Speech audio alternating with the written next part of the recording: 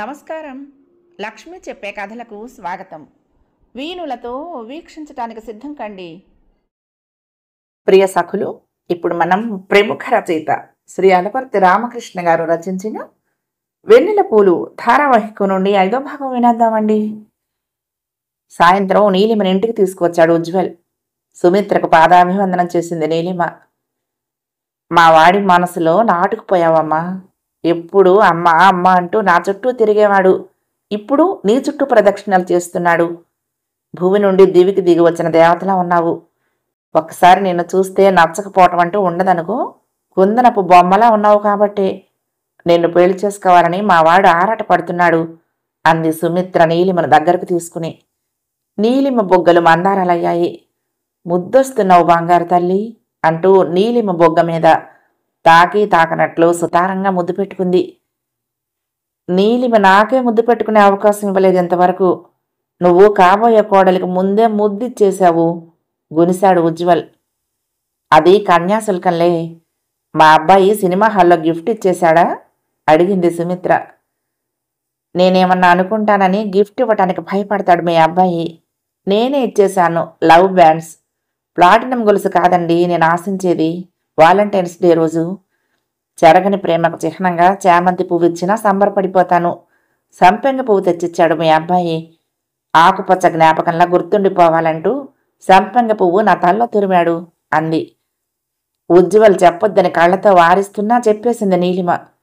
ప్రేమించిన తొలి రోజుల్లో ముద్దు మురిపాలతో మురిసిపోవటం కాదు, జీవితపు చివరంకంలో కూడా ఇదే ప్రేమ అనురాగాలు వ్యక్తపరచాలి. అమృతం జల్లులు నిరంతరం కురిపించాలి అంది సుమిత్ర. నీలిమని వెంట పెట్టుకుని ఇల్లంతా చూపించింది సుమిత్ర. వెండి కాలి పట్టీలు తెచ్చి కొడుక్కిచ్చి నీలిమ కాళ్ళకు తొడుగు అంది. వద్దు వద్దాంటీ అంది నీలిమ. ఆంటీ కాదు అత్తయ్య అని పిలువెక నుంచి. నువ్వు తొడగరా దిక్కులు చూడకుండా. మీ నాన్న లేడులే ఇంట్లో అందామె. ఇంట్లో నాన్న లేకపోయేసరికి ధైర్యంగా మాట్లాడుతున్నావమ్మా. నిజంగా మా పెళ్లి జరిపిస్తావా అమ్మా నాన్నకి ఎదురు తిరిగి?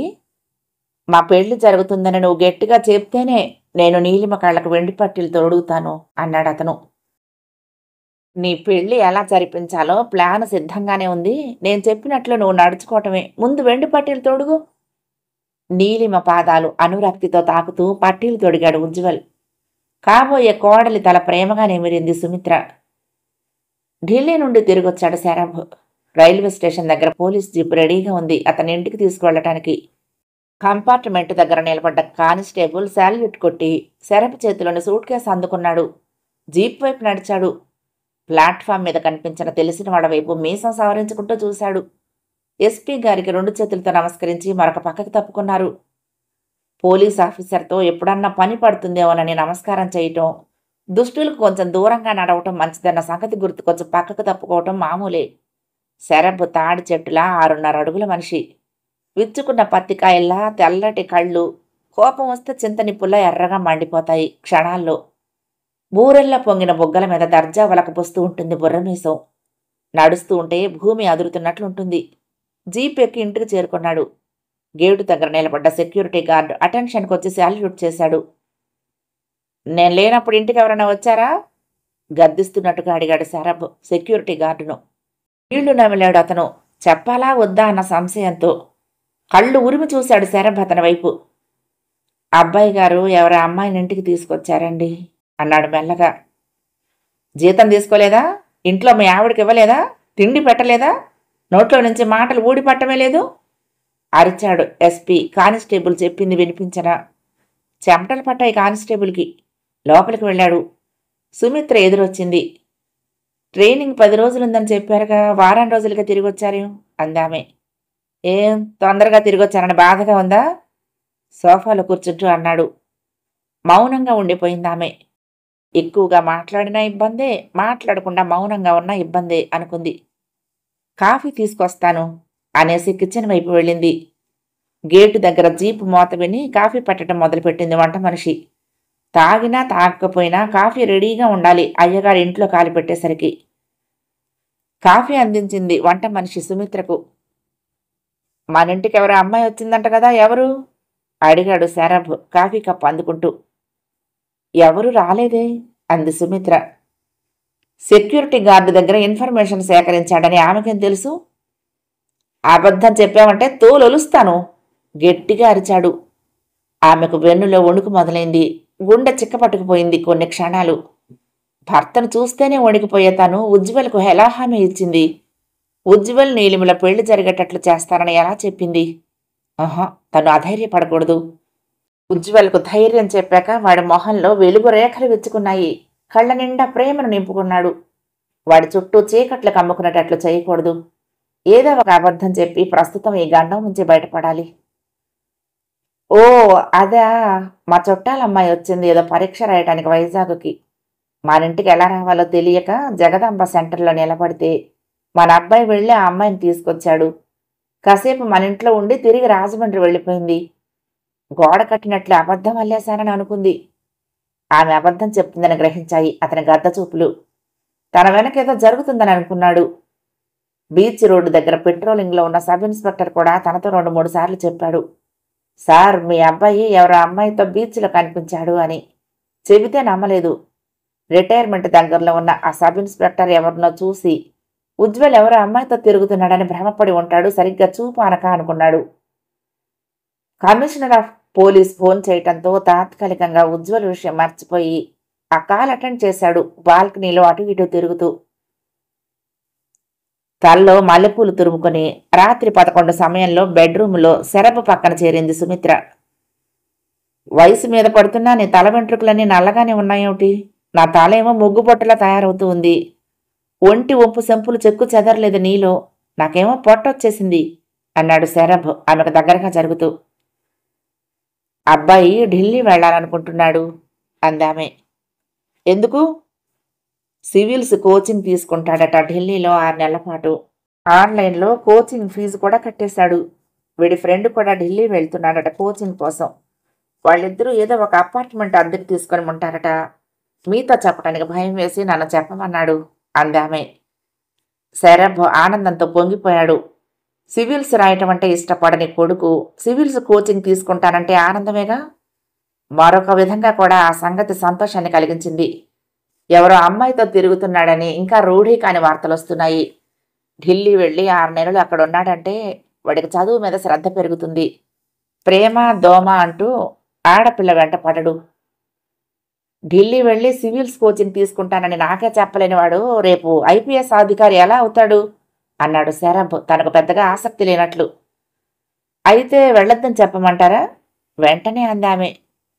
బాలేదానివే. వంటింట్లో కుందేలులో ఓ పక్కన ముడుచుకుని కూర్చునేవాడు. గిట్టలతో నేల గీరుతూ రంకెలు వేస్తూ ముందుకు కోడిగిత్తలా దూకుతానంటే వద్దని చెప్తామా పిచ్చిమొద్దు? వెంటనే వెళ్ళమని చెప్పు అనేశాడు ఆతృతతో. తనలో తను నవ్వుకుంది సుమిత్ర. ఏదో ఒకరోజు తన కొడుకుతో ఆడిస్తున్న నాటకం భర్త దృష్టికొస్తుంది. అప్పుడు తెలిస్తే ఏమవుతుంది? తిడతాడు, 4 దెబ్బలు బెల్ట్తో కొడతాడు. లేకపోతే ఇంట్లో నుంచే వెళ్ళిపోమ్మంటాడు. పుట్టింటికి వెళ్ళిపోతుంది. వాళ్ళేం లేని వాళ్ళు కాదు. గ్రానైట్ మార్బుల్ బిజినెస్లో కాస్త కూస్తో సంపాదించిన వాళ్లే. తనను పోషించకపోరు. అక్కడికి వెళ్ళి పత్రికల వాళ్లను పిలిచి తన గోడుని వెళ్లబోస్తుంది. అది చాలదు, మొగుడి తల పొగురు అణచటానికి. తన మనసులో దూరిన ఆలోచనలు ధైర్యాన్ని ప్రోగు చేశాయి. వారం రోజులు గడిచాయి. ఓసారి ఢిల్లీ వెళ్ళి ఉజ్వల్ ఎలా ఉన్నాడో చూసొద్దామా? ఫ్లైట్లో వెళ్ళి తిరిగి రావచ్చు అన్నాడు శరభ్. భలేవారండి మీరు.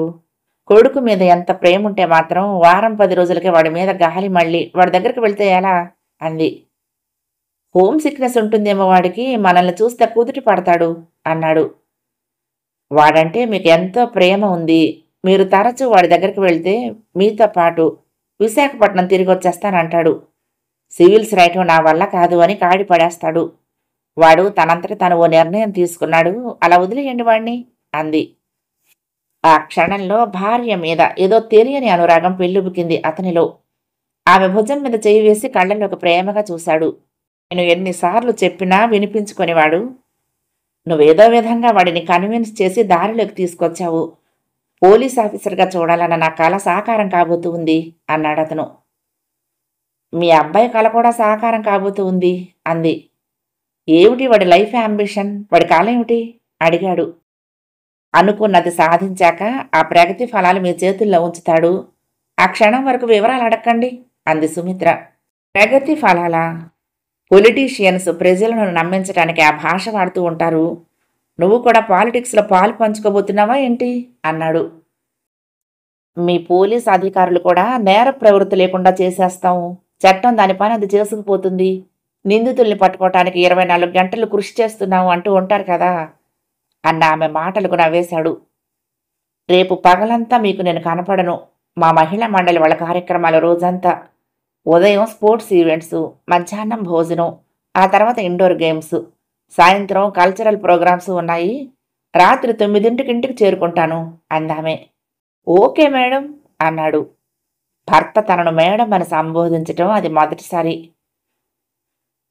గుడ్ ఈవినింగ్ సార్ అన్నాడు సరబ్కు ఫోన్ చేసిన వ్యక్తి. Yes good evening, who are you? నేను సార్, గుర్తుపట్టలేదా? ఫ్లాష్ న్యూస్ టీవీ పాండురంగాన్ని. ఆ గొంతు గుర్తుపట్టాడు సరబ్. తనకు వ్యతిరేకంగా వార్తలు టీవీలో ప్రసారం అవుతూ ఉంటే ఫోన్ చేసి మరీ చెప్తూ ఉంటాడు పాండురంగం. అతనితో మాట్లాడటానికి ఇష్టపడ్డాడు, కానీ ఆ వార్త ఏమిటో తెలుసుకోవాలన్న కుతూహలంతో సంభాషణ కొనసాగిస్తాడు కొంతసేపు. మీకు ట్రాన్స్ఫర్ ఆర్డర్స్ వచ్చాయట కదా సార్? నాకు తెలియకుండా ముందే నీకెలా తెలిసింది? అన్నీ రూమర్స్ అన్నాడు సరబ్. ఫ్లాష్ న్యూస్ టీవీ కదా, సంచలన వార్తలు సేకరించడమే మా పని. అమరావతి సచివాలయంలో పనిచేసే అధికారి నుంచి ఆ ఇన్ఫర్మేషన్ సేకరించాం అన్నాడు అతను. నన్నెక్కడికి ట్రాన్స్ఫర్ చేశారు? ఆతృతతో అడిగాడు. సిటీలోనే అప్రధానమైన పోస్టులో వేశారు. నమ్మశక్యం కాకుండా ఉంది సరబ్కు. ఎవరో తన మీద ఆరోపణలు చేయటమో, తనకంటే ఎక్కువగా అధికార వర్గాల్లో పలుకుబడి ఉన్నవాళ్ళు తనను పక్కకు తప్పించుంటారు. No regrets. ఈరోజు ఎవరిదో పైచేయి అయ్యింది. మరొక 4 రోజులు తిరక్కముందే తనది పైచేయి కావచ్చు. ఇప్పుడు జారీ చేసిన ఉత్తర్వులు క్యాన్సిల్ చేయించవచ్చు. ఈ మాత్రం దానికి పాండురంగం సంతోషపడిపోతున్నాడు. మరొక సంచలన వార్త కోసం సాయంత్రం 6ంటికి ప్రసారం అయ్యే మా ఛానల్ చూడండి సార్ అన్నాడు అతను. మీ టీవీ రేటింగ్ పెంచుకోవటానికి ఏదో ఒక గాలి పోగు చేసి బ్రేకింగ్ న్యూస్ అంటూ జనం చెవులు చిల్లులు పడేటట్లు చెప్తూ ఉంటారు. మీకు ఇది మామూలే కదా అన్నాడు సరబ్ ఒళ్ళు మండిపోయి. అందరికీ అది మామూలు న్యూస్ కావచ్చు సార్, మీకు మాత్రం మంచి కిక్ ఇస్తుంది మా బ్రేకింగ్ న్యూస్ అన్నాడు పాండురంగం వెకిలిగా నవ్వుతూ. ఏమిటది? ముందే చెప్తే న్యూస్ చప్పగా ఉంటుంది సార్, తప్పకుండా చూడండి మా ఫ్లాష్ న్యూస్ టీవీ ఛానల్ సాయంత్రం 6 గంటలకి అని ఫోన్ పెట్టేశాడు పాండురంగం. వీడి బొంద సస్పెన్స్ వీడును. ఎవడినన్నా బూట్ కాలుతో తంతూ ఉంటే వీడియో తీశాడా? చేసిన పనికి ప్రతిఫలం పుచ్చుకుంటూ ఉంటే సీక్రెట్ కెమెరాతో ఆ దృశ్యం తీశాడా?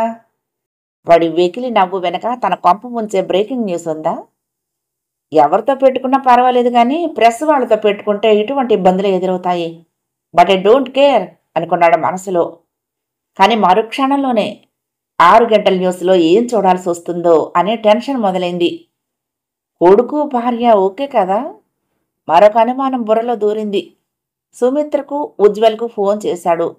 ఎవరూ ఫోన్ రిసీవ్ చేసుకోలేదు. వాళ్ళిద్దరూ వాళ్ళ పనుల్లో బిజీగా ఉన్నారేమో అనుకున్నాడు. అరగంట తర్వాత సుమిత్రకు మళ్ళీ ఫోన్ చేశాడు. ఫోన్ ఎత్తింది. ఏం చేస్తున్నావు అడిగాడు శరం. ఫంక్షన్కి వచ్చిన వాళ్ళకు బొట్టు పెట్టి బనారస్ చీర గిఫ్ట్గా ఇస్తున్నాను అంది ఆమె వస్తున్న నవ్వును పెదాల మధ్య బెగబట్టి. అన్ని తలతెక్క పనులు చేస్తూ ఉంటావు. మహిళా మండలి అధ్యక్షురాలుగా నిన్నే మళ్ళీ ఎన్నుకున్నారా అడిగాడు. ఎన్నికల సందడి కాదు, ఫంక్షన్ బాగా జరిగింది. టీవీ ఛానల్ వాళ్ళు కూడా వచ్చి బాగా కవర్ చేశారు. మీరు పంపించారా వాళ్ళని అంది. పాండురంగం కవర్ చేసింది మహిళా మండలి ఫంక్షన్ అంటే తను నమ్ముతాడా? అసలు వాడు మామూలుడు కాదు. ఆవులిస్తే పేగులు లెక్క పెట్టే రకం. ఏదో జరిగింది తనకు తెలియకుండా. వెనక నుంచి దెబ్బ కొట్టే ప్రయత్నం ఏదో జరిగింది. అది పసిగట్టి పాండురంగం అక్కడ చేరి ఆ సన్నివేశాలను ఫ్లాష్ న్యూస్ కెమెరా బంధించుంటుంది. అందుకే అతను బ్రేకింగ్ న్యూస్ అంటూ ఎగిరిపడుతున్నాడు. అతనికి తనకు 10 సంవత్సరాల పోరాటం నడుస్తూ ఉంది. ఎప్పుడూ తనదే విజయం. 10 ఏళ్ల కిందట జరిగిన సంఘటన గుర్తొచ్చింది శరభ్కి. అధికార పార్టీ ప్రముఖుడే తన దగ్గరకు వచ్చి సహాయం కోరాడు. అతని కూతురు కనిపించడం లేదుట. పాండురంగం అనే కుర్రాడి వెంట తిరుగుతూ ఉందని, వాడేదో మాయ మాటలు చెప్పి లేవదీసుకుపోయాడని కంప్లైంట్ ఇచ్చాడు. పోలీసు సిబ్బందిని పంపించి వివరాలు సేకరించాడు. పాండురంగానికి ఫోటో స్టూడియో ఉంది. చుట్టుపక్కల జరిగే పెళ్లిళ్ళు, ఇతర కార్యక్రమాలు వీడియో తీస్తూ ఉంటాడు. 25 వయసు, అందంగా ఉంటాడు. కంప్లైంట్ ఇచ్చిన అతని కూతురు అతన్ని ప్రేమించింది. ఆ అమ్మాయి పేరు సౌదామిని. పాండురంగం ఆ అమ్మాయిని పెళ్లి చేసుకుంటానని ఆ పిల్ల తండ్రిని అడిగాడు. బొత్తిగా ఆస్తి లేని వాడికి కూతుర్నిచ్చి పెళ్లి చేయనని కారాఖండిగా చెప్పేశాడు అతను. కూతుర్ని ఇంట్లో నుంచి బయటకు పోనివ్వకుండా కట్టడి చేశాడు. ఆ అమ్మాయికి మరొక సంబంధం ఖాయం చేశాడు. ఇంట్లో వాళ్లకు తెలియకుండా ఆ అమ్మాయి అర్ధరాత్రి వేళ పారిపోయి పాండురంగం ఇంటికి చేరుకుంది. ఒకరిని విడిచి ఒకరు ఉండలేని స్థితిలో ఉన్నారు వాళ్ళిద్దరూ. పాండురంగం ధైర్యం చేసి ఆ అమ్మాయిని స్వగ్రామం తీసుకువెళ్లి బంధువుల సమక్షంలో గుళ్ళో పెళ్లి చేసుకున్నాడు. నువ్వేం చేస్తావో నాకు తెలీదు. ఆ పెళ్లి పెటాకులు చేసి మా అమ్మాయిని మా ఇంట్లో ఉండేటట్టు చేయాలి అన్నాడు ఆ అమ్మాయి తండ్రి.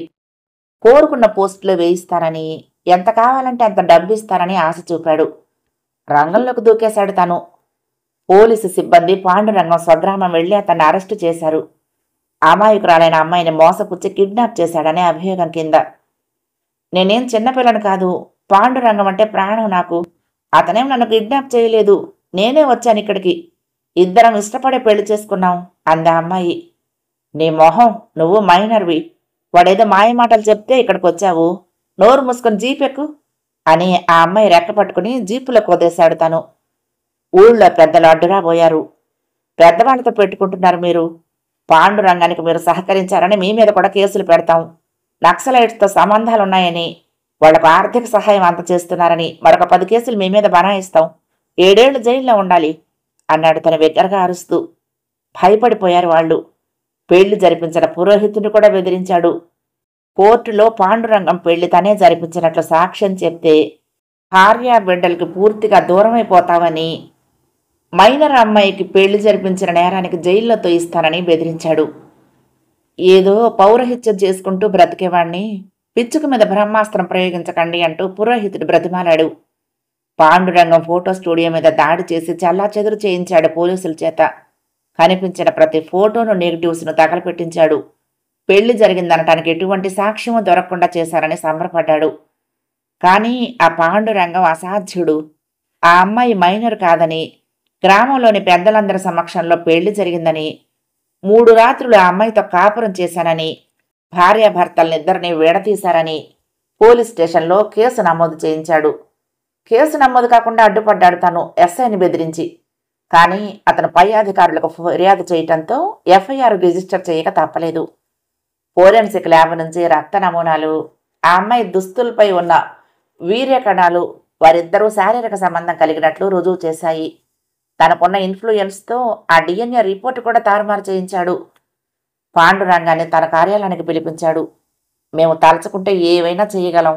బుద్ధిగా కేసు వాపసు తీసుకో. నీకు నచ్చిన మరొక అమ్మాయిని పెళ్లి చేసుకుని సుఖంగా ఉండు. పెద్దవాళ్లతో వైరం పెట్టుకోకు, నీకే నష్టం. నువ్వు పెళ్లి చేసుకున్న అమ్మాయికి మరొక పెళ్లి రేపు రాత్రి తెనాలలో జరగబోతుంది అని బెదిరిస్తూ చెప్పాడు. మౌనంగా కూర్చున్నాడు పాండురంగం. తన మనసులోని మాట చెప్పలేదు అతను. తాను పొరపాటు చేశాడు. సౌదామిని పెళ్లి ఎక్కడ జరగబోతుందో ముందే పాండురంగానికి చెప్పేశాడు. ఆఫ్టర్ ఆల్ పాండురంగం ఎలా పెళ్లి ఆపగలడు అనుకున్నాడు. అది తన ధీమా. అంతా తల్లకిందులైంది. ఇంట్లో అందరి కళ్ళు కప్పి మళ్లీ పాండురంగం చెంత చేరింది సౌదామిని. బర్త్ సర్టిఫికెట్ కూడా వెంట తెచ్చుకుంది. తను మైనర్ కానని, గర్భిణినని, భార్యాభర్తలను బలవంతంగా విడదీశారని ప్రెస్ వాళ్లకి కోర్టులోనూ చెప్పింది. డాక్టర్ పరీక్షలో సౌదామిని గర్భిణి అని తేలింది. కోర్టు వాళ్ళిద్దరిని భార్యాభర్తలుగా గుర్తించి తగు రీతిలో వాళ్లకు భద్రత కల్పించమని పోలీసు అధికారులను ఆదేశించింది. కోర్టు ఆవరణలో పాండురంగం ఎదురుపడ్డాడు నవ్వుతూ. న్యాయస్థానం ఎప్పుడూ ధర్మం పక్షానే ఉంటుంది. అధర్మం తాత్కాలికంగా విజయం సాధించినా ధర్మమే చివరకు విజయం సాధిస్తుంది. అందరు పోలీసు అధికారులు మీలాగా ప్రవర్తించరు. నా మీద దౌర్జన్యం, నా ఫోటో స్టూడియో ధ్వంసం చేసిన కేసులో మీ పాత్ర ఏమిటో విచారించమని న్యాయస్థానం డీసీపీకి ఆదేశాలు జారీ చేసింది అన్నాడు. అతని మాటలు పుండు మీద కారం చల్లినట్లుగా అనిపించింది. తన మీద పెట్టిన కేసుల్లో తుది తీర్పు రాకుండా చట్టంలోని లొసుగులు ఉపయోగించుకుంటూ వాయిదాలతో నెట్టుకొస్తున్నాడు. ఆ ఫోటోగ్రాఫర్ పాండురంగం ఇప్పుడు ఓ న్యూస్ ఛానల్ అధిపతి. కనిపించినప్పుడల్లా ఇద్దరు నవ్వుకుంటూ మాట్లాడుతూ ఉంటారు. కానీ ఇద్దరి మధ్య కోల్డ్ వార్ నడుస్తూనే ఉంది. సాయంత్రం 6ంటికి బ్రేకింగ్ న్యూస్ చూడటానికి టీవీ ముందు కూర్చున్నాడు శరత్. బ్రేకింగ్ న్యూస్ హెడ్లైన్ 4-5 సార్లు టీవీ స్క్రీన్ మీద డిస్ప్లే అయింది. ఎస్పీ శరభకు చొక్కెదురు అనే పదాలు. తనకు ఏం చొక్కెదురయింది? ఆ వార్తేమిటో వెంటనే చెప్పి చావడేం. టెన్షన్ పెరిగిపోతూ ఉంది. శుక్రగ్రహం, బుధగ్రహం, అంగారక గ్రహాలు ఎదురొచ్చాయా? ఎస్పీ శరభకు భంగపాటు. తండ్రి మాట వినని కొడుకు, భార్య కొడుకు ఒక పక్కన, ఎస్పీ మరొక వైపు. ఈ వార్తకు సంబంధించిన వివరాల వీడియో చూపించి చావడేం విసుక్కున్నాడు. ఎస్పీ శరభ్ కొడుకు గత 3 ఏళ్లుగా తనతో పాటు ఎంఎస్సీ చదువుతున్న నీలిమ అనే అమ్మాయిని ప్రేమిస్తున్నాడు. ఆమెను పెళ్లి చేసుకోవాలని ఎస్పీ కొడుకు ఉజ్వల్ అనుకుంటూ ఉంటే తండ్రి అడ్డుపడుతూ ఉన్నాడు. నీలిమ రైతు కుటుంబం నుండి వచ్చిన అమ్మాయి అని శరభ్ అభ్యంతరం చెప్తూ ఉన్నాడు. ఎస్పీ గారి వ్యవహార శైలి అందరికీ తెలిసిందే. దుందుడుకు వ్యవహారం. ఉజ్వల్ మాత్రం సాత్వికుడు. తండ్రి ఉజ్వల్ను పోలీస్ ఆఫీసర్గా చూడాలని అనుకుంటూ ఉంటే కొడుకు కాలేజీ లెక్చరర్గా స్థిరపడి చక్కటి విద్యా బోధన జీవిత లక్ష్యంగా ఎంచుకున్నాడు. తండ్రి మాట లెక్క చేయకుండా పేద అమ్మాయిని సామ్రాట్ ఫంక్షన్ హాల్లో పెళ్లి చేసుకున్నాడు. ఈ వివాహానికి ఉజ్వల్ తల్లి, నీలిమ స్నేహితురాళ్లు హిమ, కుసుమ హాజరయ్యారు. ఎస్పీ శరభ్ ఈ శుభకార్యానికి హాజరు కాలేదు. ఐజీ వివేక్ పెళ్లికొచ్చి వధూవరులను ఆశీర్వదించారు. ఆ వార్తతో పాటు పెళ్లి మండపంలో కళకళలాడుతూ చిరునవ్వులు చిందిస్తున్న వధూవరులను, పెళ్లికి వచ్చిన వారిని వీడియోలో చూపించారు ఫ్లాష్ న్యూస్ ఛానల్ వాళ్ళు. ఆ బ్రేకింగ్ న్యూస్ చూసి తలబాదుకున్నాడు శరభ్. సివిల్స్ కోచింగ్కు ఢిల్లీ వెళ్తున్నానని ఉజ్వల్ అబద్ధం చెప్పటం, వాడితో కలిసి భార్య గూడు పుఠాన్ని చేయటం, తనకు ఏమాత్రం అనుమానం రాకుండా పెళ్లి ఏర్పాట్లు చేసుకుని పెళ్లి చేసుకోవటం మరింత బాధ పెట్టింది. తాను గీచిన గీతను కొడుకు భార్య దాటరని ఫ్రెండ్స్ అందరికీ తరచూ చెప్తూ ఉంటాడు. గీత చెరిపేసి వెళ్ళిపోయాడు ఉజ్వల్. వాడికి ఆసరాగా తన ఎదుట నిలబడటానికే భయపడే భార్య నిలబడింది. ఎంతటి ధిక్కారం! ఇప్పుడేం చెయ్యాలి? ఎక్కడో మారుమూల గ్రామంలో పెళ్లి జరిగినట్లయితే ఆ పెళ్లిని పేటాకులు చేసేవాడే. పెళ్లి కూతురు తరపు వాళ్ళని భయపెట్టేవాడు. ఇప్పుడు ఆ అవకాశం లేదు. సిటీలో అందరికీ తెలిసిపోయింది టీవీ వాళ్ళ ప్రసారంతో. మరొక ఇరకాటం, ఐజీ పెళ్లికి హాజరవటం. అతన్నెవరు పిలిచారు? ఎందుకొచ్చాడు? ఐజీ వివేక్ తన పై అధికారి. తన స్టైల్ ఆఫ్ ఫంక్షనింగ్ అతనికి నచ్చదు. ప్రజలకు అందుబాటులో ఉండాలి, స్నేహితుల్లా మెలగాలి ప్రజలతో, అంతేగాని వాళ్లపైన పెత్తనం చేయకూడదని తనకు చెప్తూ ఉంటాడు. ఇదేం పోలీసింగ్? ప్రజలంతా ఫ్రెండ్స్గా ఉంటే నెత్తినెక్కి కూర్చోరు. ఆ తరహా పోలీసింగ్ తనకు నచ్చదు. ఐజీ సమక్షంలో జరిగిన పెళ్లిని తనేలా తారుమారు చేయగలడు? పాండురంగం ఫోన్ చేశాడు. చూసారా సార్, మీ అబ్బాయి పెళ్లి మీరు మిస్ అయ్యారు. అందుకే మీకు బ్రేకింగ్ న్యూస్లో పెళ్లి సందడిని చూపించింది అన్నాడు. థ్యాంక్స్ అనేసి ఫోన్ ఆఫ్ చేశాడు శరభ్.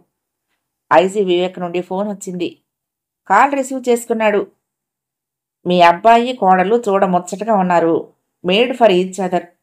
ఆ పెళ్ళంటే నీకు ఇష్టం లేకపోయినా పెళ్లి మండపం దగ్గరికి వచ్చి అక్షంతలు వేసి వెళ్లాల్సింది.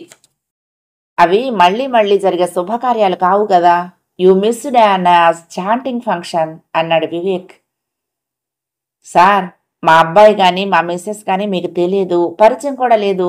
పెళ్లికి అమ్మాయి తరపు వాళ్ళు పిలిస్తే వచ్చారా అడిగాడు శరభ్ తన మెదడును తులుస్తున్న సందేహాన్ని నివృత్తి చేసుకోవాలని. మా బంధువుల అబ్బాయి కేదార్ హైదరాబాద్లో ఉంటున్నాడు. పెద్ద బిజినెస్ మ్యాన్. వాడి భార్య హేమ మీ కోడలి ప్రాణ స్నేహితురాలట. వాళ్ళిద్దరిది ఒకే ఊరు. చిన్నప్పటి నుండి కలిసి చదువుకున్నారట. నిన్న ఫ్లైట్లో హేమ విశాఖపట్నం వచ్చింది. మా ఇంట్లోనే దిగింది. ఆ అమ్మాయితో పాటు పెళ్లికొచ్చాను. ఫంక్షన్ హాల్కి వచ్చేదాకా పెళ్లి కొడుకు మీ అబ్బాయి అని తెలీదు. నా పక్కన నిలబడ్డ సర్కిల్ ఇన్స్పెక్టర్ అన్ని వివరాలు చెప్పాడు. వాళ్ళు ఇష్టపడి పెళ్లి చేసుకున్నారు. ఇంటి పెద్దగా నూతన దంపతుల్ని ఇంటికి తీసుకువెళ్ళు. వాళ్ళు ఆనందంగా అన్యోన్యంగా ఉండటమేగా మనకు కావలసింది. ఆ అమ్మాయిది ఏ కులం, ఏ ప్రాంతం, ఆస్తి ఉందా లేదా అవన్నీ పట్టించుకోకూడదు. ఆనందంగా అన్యోన్యంగా ఉండాలని దీవించాలి. ఐజీ వివేక్ ఎంతో వివేకంతో చెప్పిన మాటలో శరభ్ చెవికి ఎక్కలేదు. కొన్ని రోజులు కష్టాల కడలిలో ఈదుతున్నట్లుగా అనిపిస్తుంది. మరికొన్ని రోజులు ఆనందాన్ని పంచుతాయి ఎవరికైనా. మరికొన్ని రోజులు నిర్లిప్తతకు గురిచేస్తాయి. ఎన్నో భావోద్వేగాలతో రోజులు దొర్లిపోతూనే ఉంటాయి. నీలిమకు ఎంతో ఆశ్చర్యంగా ఉంది. మెడలో మెరుస్తున్న పచ్చటి మంగళసూత్రాన్ని చేతితో తడిమినప్పుడల్లా ఉజ్వల్తో తన వివాహం జరుగుతుందని కల్లో కూడా అనుకోలేదు. ఉజ్వల్ తండ్రి గురించి ఎన్నో కథలు. ఆ కథలు భయపెట్టేవి. స్నేహితుడిగానే ఉజ్వల్ మిగిలిపోతాడనుకుంది. ఎటువంటి పరిస్థితుల్లోనూ ఉజ్వల్తో పెళ్లి జరగదనుకుంది. వివేక్ ఇంట్లో హాల్లో సోఫాలో కూర్చున్నారు ముగ్గురు స్నేహితురాళ్ళు. కుసుమ, హిమ మధ్యలో కూర్చుని తన ఆనందాన్ని వాళ్ళిద్దరితో పంచుకుంటూ ఉంది నీలిమ. మీ సపోర్ట్ లేకపోతే నా పెళ్లి జరిగేది కాదే అంది నీలిమ హిమ చెయ్యి మృదువుగా నోకుతూ. నీ పెళ్లికి హాజరయ్యాను అంతేగా. నువ్వు చెప్పగానే కుసుమ కూడా పెళ్లికొచ్చింది. మేం చేసిందేముంది? మీ అత్తగారికి ముందుగా నువ్వు కృతజ్ఞతలు చెప్పాలి. రాక్ సాలిడ్గా మీ ఇద్దరి వెనక నిలబడింది. మహామొండైన భర్తను ఎదిరించింది. పెళ్లి ఏర్పాట్లు చేసిందామె. రియల్లీ షీఈజ్ గ్రేట్ అంది హిమ. అంత ధైర్యం మా అత్తయ్యకి ఎలా వచ్చిందో తెలుసా? అడిగింది నీలిమ. తెలియదన్నట్లు తల అడ్డంగా తిప్పింది హిమ. నిన్ను ఎయిర్పోర్ట్లో రిసీవ్ చేసుకోవటానికి వివేక్ గారు కారులో వెళ్లారని చెప్పాను మా అత్తయ్యతో. వివేక్ బంధువా అని అడిగిందామె.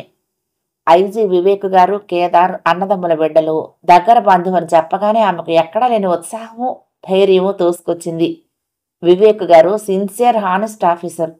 ఆయన సమక్షంలో మీ పెళ్లి జరిగితే మీ మామయ్య కుక్కిన పెనులా సైలెంట్గా ఉండిపోతాడు. మీ పెళ్లి చెడగొట్టే ప్రయత్నాలు చేయడని అందామే.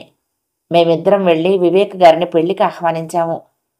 కేదార్ నీతో పాటు ఆయన కూడా వచ్చి వరపూజ దగ్గర నుంచి తలంబ్రాల వరకు అన్ని కార్యక్రమాలు ఆసక్తిగా చూస్తూ నిలబడ్డారు. మాకు శుభాశీస్సులు అందచేశారు. నీకెలా కృతజ్ఞతలు చెప్పుకోవాలో తెలియటం లేదు అంది నీలిమ హిమ చేతుల్ని తన చెంపలకు అద్దుకుంటూ. ఎదురుగా మరొక సోఫాలో కూర్చున్న వివేక్ వాళ్ళ మాటలు విన్నాడు. జీవితంలో ఆటంకాలు ఎదురవుతూ ఉంటాయి. ఎన్ని సవాళ్లు ఎదురైనా ధైర్యంగా స్వీకరించి ముందుకు నడవాలి. అడ్డంకులు ఎదురయ్యాయని భయపడకుండా పరిష్కార మార్గాల కోసం వెతకాలి. ఏదో ఒక దారి తప్పకుండా దొరుకుతుంది. నేను ఇంటర్ తప్పాను. ఇక చదువుకోను నాన్న, మీతో పాటు వ్యవసాయం చేస్తాను అన్నాను మా నాన్నతో. బాగా చదువుకుని కూడా వ్యవసాయం చెయ్యొచ్చు. పరీక్షల్లో తప్పావని అధైర్యపడకూడదు. మరొక 6 ఏళ్లు నీ ఇష్టం వచ్చింది చదువు, తప్పినా పర్వాలేదు. ఆ తర్వాత నా దగ్గరకు వచ్చి వ్యవసాయం చేస్తానని చెప్పు. అప్పుడు నీ మాట వింటాను అంటూ నాన్న ధైర్యం చెప్పాడు. గ్రాడ్యుయేషన్లో సైన్స్ సబ్జెక్ట్ తీసుకున్నాను. 3rd క్లాస్ వచ్చింది డిగ్రీలో. నా స్నేహితులంతా డాక్టర్లు, ఇంజనీర్లు. నేనేమిటి దేంట్లోనూ రాణించలేకపోతున్నాను అని మదన పడుతూ ఉండేవాణ్ణి. ఎక్కడో చదివాను, success is result of hard work, learning from failures. అపజయాలే పాఠాలు చెప్తాయి. విజయాల బాట వైపు ఎలా నడవాలో నేర్పుతాయి. నేర్చుకోవాలనే కుతూహలము, పట్టుదల ఉండాలి. వాళ్ళు ముగ్గురు వివేక్ చెప్పే విషయాలను శ్రద్ధగా వింటూ ఉండిపోయారు. నువ్వేం చేస్తున్నావమ్మా అంటూ అడిగాడు కుసుమను. బిఎస్సి చదివాక సీడ్ టెక్నాలజీ, ఆర్గానిక్ ఫార్మింగ్ మీద డిప్లొమా పూర్తి చేశాను అంకుల్. గ్రామీణ వికాసానికి కృషి చేయాలని ఉంది. గ్రామాల్లో కూడా నగర వాతావరణం వచ్చేసింది. అందరి చేతుల్లో సెల్ ఫోన్లు, వీడియో కాల్ చేయటం కూడా వచ్చేసింది గ్రామస్తులకు. టీవీ లేని ఇల్లుండదు గ్రామంలో కూడా. పశు సంపద తగ్గిపోతుంది. ఎడ్ల బళ్ళు కనిపించడం లేదు. ట్రాక్టర్లు కనిపిస్తున్నాయి. భూగర్భ జలాలు అడుగంటిపోతున్నాయి. చెక్ డ్యాములు నిర్మించుకోవటంతో భూగర్భంలో నీటి మట్టం పెరగటం, బహిరంగ విసర్జన మానేసి మరుగుదొడ్లు నిర్మించుకోవటం, భూసారాన్ని బట్టి పంటలు వేసే విషయాల గురించి రైతులలో చైతన్యం తీసుకురావటం, వర్షపు నీరు వృధా కాకుండా ఇంకుడు గుంతలు ఏర్పాటు చేసుకోవటం గురించి గ్రామ సభల్లో మాట్లాడుతూ ఉన్నాను. నా కోసం కాకుండా గ్రామీణ వికాసం కోసం కృషి చేయమని మా వారు కూడా చెప్తూ ఉంటారు. కేవలం ఉద్యోగం కోసం చదవద్దు, చుట్టుపక్కల గ్రామాల్లో నీకు తెలిసిన విషయాలు చెప్పు అంటూ ఉంటారు. ఆవేశంగా చెప్పుకుపోయింది కుసుమ. ఆడవాళ్ళు తలుచుకుంటే ఏ రంగంలోనైనా రాణిస్తారని నీ పట్టుదల చూస్తూ ఉంటేనే తెలుస్తుంది. ఈ మధ్య చైనా, జపాన్ లాంటి దేశాల్లో 1 విలేజ్ 1 ప్రోడక్ట్ ఉద్యమాలు మొదలయ్యాయి. వాటిని మహిళలే ముందుండి నడిపిస్తున్నారు. స్వయం శక్తితో రూపొందించిన వస్తువులను ప్రపంచ మార్కెట్లోకి ప్రవేశపెడుతున్నారు. మన దేశంలోని గ్రామీణ ప్రజలు కూడా ఉత్పత్తి, ప్రాసెసింగ్, మార్కెటింగ్ విషయాలు నేర్చుకుని ముందుకు వెళ్తున్నారు. నిమ్మ, నారింజ జ్యూస్కు విదేశీ మార్కెట్లో మంచి డిమాండ్ ఉంది. పుట్టగొడుగులు, రొయ్యలు, చేపలకు మంచి మార్కెట్ ఉంది. స్వయం ఉపాధి పథకాల గురించి ఆలోచించాలి. గ్రామీణ ప్రాంతాల్లో తయారు చేసే పచ్చళ్ళు, కూరలు, తినుబండారాలకు కూడా మంచి మార్కెట్ ఉంది. ప్రధాన రహదారుల్లో, రోడ్డు పక్కన షాపుల్లో అమ్మకాలు చేయొచ్చు. ప్రతిదానికి ప్రభుత్వం మీద ఆధారపడకూడదు. జపాన్ లాంటి దేశాల్లో రాయితీలు ఇవ్వరు. రాయితీలు, సబ్సిడీలు, మాఫీలు, రుణాలకు ప్రజలను అలవాటు చేస్తే స్వావలంబన లక్ష్యం నెరవేరదని డెవలప్డ్ దేశాల్లో ఆ అభిప్రాయం ఉంది. ఆసక్తిగా వింది కుసుమ. అంకుల్, అప్పుడప్పుడు మీతో ఫోన్లో మాట్లాడి మీ సలహాలు తీసుకుంటాను. నా ప్రయత్నాలకు మీ ఆశీస్సులు కావాలి అంది. నువ్వు చేపట్టే ప్రాజెక్టులకు ఆర్థిక సహాయం నేను చేస్తాను. నువ్వు అనుకున్నది సాధించాలి అంది హేమ కుసుమ భుజం మీద చేయి వేసి. నీలిమ, ఉజ్వల పెళ్లి జరిగిన 3 రోజుల తర్వాత శరభకు ఫోన్ చేసింది సుమిత్ర. భర్త ఫోన్ చేస్తాడని ఆశించింది, కానీ అతను చెయ్యకపోవడంతో ఆమె ఫోన్ చేసింది. శరభ్ మాట్లాడకుండా మౌనంగా ఉండిపోయాడు. 5వ భాగం సమాప్తం. ప్రియ సఖులు, ఈ కథ మీకు నచ్చితే తప్పకుండా లైక్ చేయండి, షేర్ చేయండి, కామెంట్ చేయండి, సబ్స్క్రైబ్ చేసుకుని నన్ను ఎంకరేజ్ చేయండి. ఉంటానండి. ప్రేమతో లక్ష్మి, కృష్ణాతీరం దుర్గమ్మ సన్నిధానం. నమస్తే.